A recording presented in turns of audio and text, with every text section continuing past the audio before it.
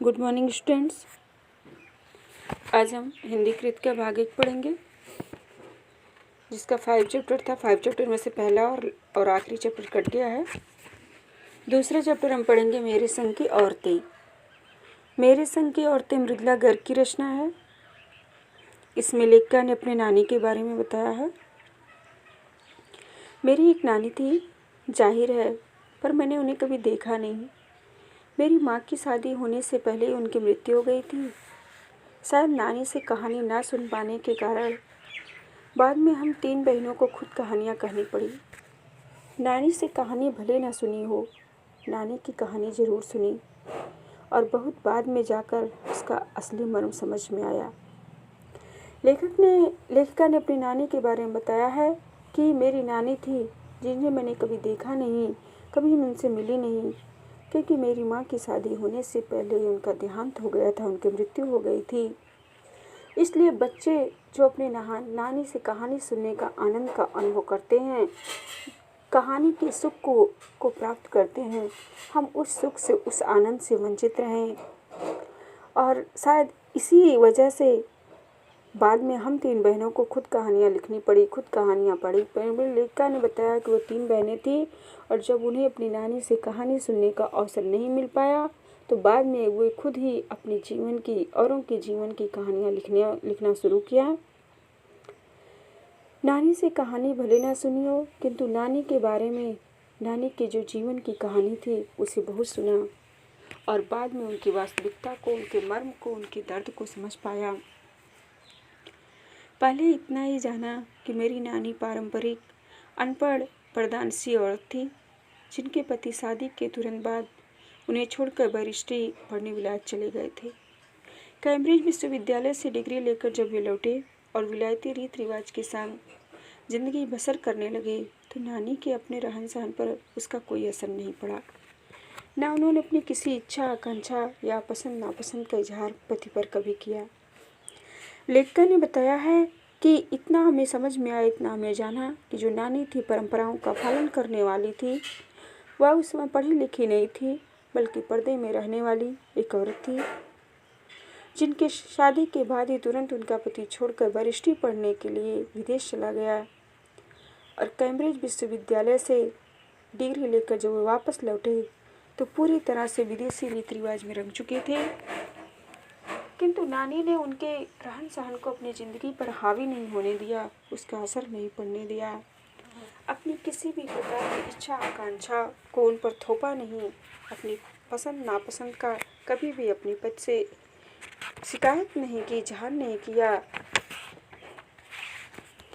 पर जब कम उम्र में नानी ने खुद को मौत के करीब पाया तो 15 वर्षीय इकलौती बेटी मेरी माँ की शादी की फिक्र ने इतना डराया कि वे एकदम मुंझोर उठी।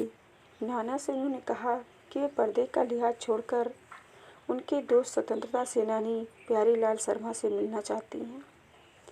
अब लेखिका ने कहा कि नानी अपने जीवन के रीति रिवाजों को, परंपराओं को निभाती रहीं, किंतु अपनी कम उम्र में ही जब उन्होंने ऐसा अनुभव किया, ऐसा उन्होंने महसूस किया कि उनकी मृत्यु करीब है, तो 15 वर्ष की उनकी इकलौती बेटी अर्थात लेखिका की माँ, उनकी शादी नहीं हुई थी।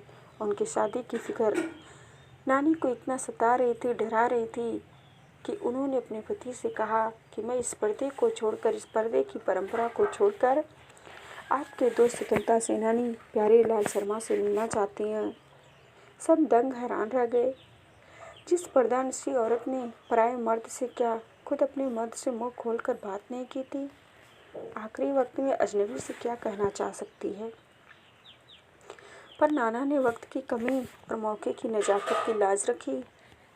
सवाल जवाब में वक्त बर्बाद करने के बजाय फौरन जाकर दोस्त को लिया लाए और बीवी के हुजूर में पेश कर दिया। लेखिका ने कहा कि उनकी नानी एक पर्दे में रहने वाली औरत थी, परंपराओं का निर्वहन करने वाली थी, रूढ़ियों का, रीति रिवाजों का भी पालन करती थी। और जब उन्होंने अपनी इच्छा व्यक्त की कि वह उनके दोस्त स्वतंत्रता सेनानी प्यारीलाल शर्मा से मिलना चाहती हैं, तो सब आश्चर्यचकित हो गए। उनके मन में यह ख्याल आने लगा कि पर्दे में रहने वाली औरत जो अपने पति से खुद मुंह खोलकर बात नहीं करती, वह पराये मर्द से क्या बात करेगी। आखिर इस अनजान व्यक्ति से वह क्या कहना चाहती थी। किंतु उनके पति ने, नाना ने वक्त की कमी और उस समय की नज़ाकत को देख करके इसकी लाज रखी। सवाल जवाब में वक्त बर्बाद नहीं किया, बल्कि अपने दोस्त को लिवा लाए और अपनी पत्नी के अपनी बीवी की सेवा में पेश किया। अब जो नानी ने कहा वह और भी हैरत अंगेज था। उन्होंने कहा, वचन दीजिए कि मेरी लड़की के लिए वर आप तय करेंगे। मेरे पति तो साहब हैं और मैं नहीं चाहती मेरी बेटी की शादी साहब के फरमानदार से हो। आप अपनी तरह आज़ादी का सिपाही ढूंढकर उसकी शादी करवा दीजिएगा। लेकिन अपने नानी के बारे में कहा। जब उनके नाना के दोस्त प्यारेलाल शर्मा जी आए तो नानी ने उन्हें स्पष्ट वचनों में कहा कि आप मुझसे वादा कीजिए, मुझे वचन दीजिए कि मेरी इकलौती बेटी है और उसकी शादी के लिए आप वर तय करेंगे, आप लड़का ढूंढेंगे, क्योंकि मेरे पति एक साहब हैं, एक अफसर हैं और मैं नहीं चाहती कि मेरी बेटी की शादी किसी साहबों के फरमानदार से हो। जिस तरह से आप एक आज़ादी के सिपाही हैं, देश की सेवा करने वाले हैं, उसी प्रकार देश की सेवा करने वाले सिपाही को ढूंढ कर ही उसकी शादी करवा दीजिएगा। कौन कह सकता था कि अपनी आज़ादी से पूरी तरह बेखबर उस औरत के मन में देश की आज़ादी के लिए ऐसा जुनून होगा। बाद में मेरी समझ में आया कि दरअसल वे निजी जीवन में भी काफ़ी आज़ाद ख्याल रही होंगी। ठीक है, उन्होंने नाना की ज़िंदगी में कोई दखल नहीं दिया, न उसमें साझेदारी की, पर अपनी ज़िंदगी को अपने ढंग से जीती जरूर रही।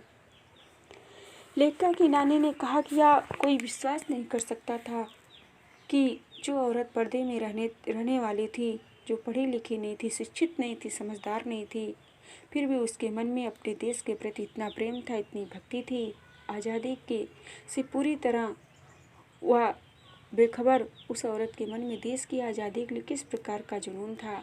और मुझे यह समझ में आया कि वह अपने निजी जीवन में आज़ाद ख्याल की थी, स्वतंत्र विचारों वाली थी। उन्होंने नाना की ज़िंदगी में कोई दखल अंदाजी नहीं दी, उनके जीवन में कोई साझेदारी नहीं की, किंतु अपनी निजी ज़िंदगी को अपने तरीके से, अपने ढंग से जीती रहीं। पारंपरिक घरेलू उपायों और खामोश ज़िंदगी जीने में आज के हिसाब से क्रांतिकारी चाहे कुछ ना रहा हो, दूसरे की तरह जीने के लिए मजबूर न होने में असली आज़ादी का कुछ ज़्यादा ही था। लेखिका ने बताया कि जो पारंपरिक घरेलू बोर करने वाला खामोश ज़िंदगी जीने में आज के हिसाब से क्रांतिकारी कुछ ना हो, किंतु दूसरों की तरह जीने के लिए मजबूर ना होने में आज़ादी कुछ ज़्यादा ही थी। लोग आज के ज़माने में, आज के समय में दूसरों को देखा देखी अपनी ज़िंदगी बिताने का फैसला लेते हैं, किंतु दूसरों के देख करके नहीं, बल्कि अपने विचारों से, अपने ढंग से जीना, वही आज़ादी का असली मकसद है। वही सच्ची आज़ादी होती है, सच्ची स्वतंत्रता होती है। खैर, इस तरह मेरी माँ की शादी ऐसे पढ़े लिखे होनहार लड़के से हुई जिसे आज़ादी के आंदोलन में हिस्सा लेने के अपराध में ICS के इम्तिहान में बैठने से रोक दिया गया था और जिसकी जेब में पुश्तैनी पैसा धेला एक नहीं था। माँ बेचारी अपनी माँ और गांधी जी के सिद्धांतों के चक्कर में सादा जीवन जीने और ऊंचे ख्याल रखने पर मजबूर हुई।